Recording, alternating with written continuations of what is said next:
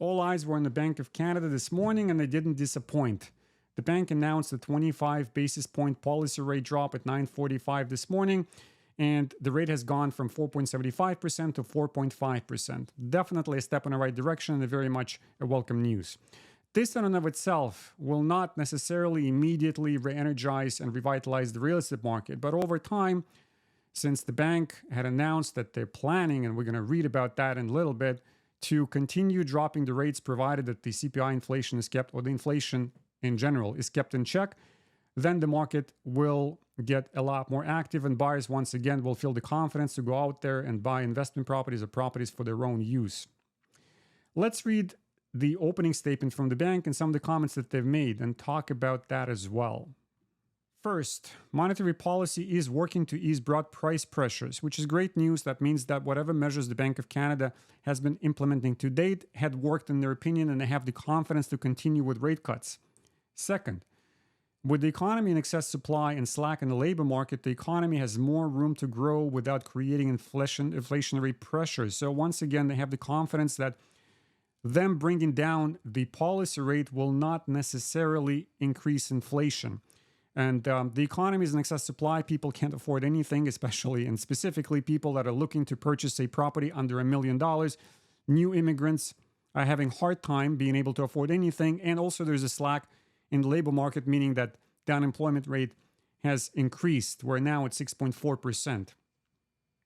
Third, as inflation gets closer to the 2% target, the risk that inflation comes in higher than expected has to be increasingly balanced against the risk that the economy and inflation could be weaker than expected. So there's this push-pull scenario that the bank is going to talk about also later in this announcement. If inflation continues to ease broadly in line with our forecast, it's reasonable to expect further cuts in our policy interest rates. So that's really a great statement to hear. They are planning to continue with interest rate cuts provided inflation stays within the projections that they're forecasting. And the timing will depend on how we see these opposing forces playing out. In other words, we will be taking our monetary policy decisions one at a time. So a bit of hedging here. We have 3 more interest rate announcements between now and the end of the year. We'll see if every time we're going to have a 25 basis points cut. That would be great. And that will bring the overall policy rate to 3.75%. And we know that their target to bring the policy rate to somewhere between 3 and 4% within approximately a year. Economic growth in Canada has picked up, but remains weak relative to population growth. Yeah, no kidding. So the GDP has been growing at a snail's pace, but the GDP per capita is in the gutter. We are welcoming about 1.5 million immigrants into the country since 2022 on an annual basis. So every year, 1.5 mil of new people are coming in. About half of them are settling in Toronto. And of course, that has an impact on the GDP and the GDP per capita. For GDP, it's positive. For GDP per capita, it's negative. So there is some more work for them to do. Household spending has been soft. Pent-up demand for things like new cars and travel is fading, as many families are setting aside more of their income for debt payments, leaving less money for discretionary spending. Indeed, that is true. And as the credit loosens up a little bit with interest rate drops, probably people will have a bit more money for discretionary spending. Looking ahead, economic growth is expected to increase in the second half of 24 and through 25. This reflects stronger exports and a recovery in household spending as borrowing costs ease.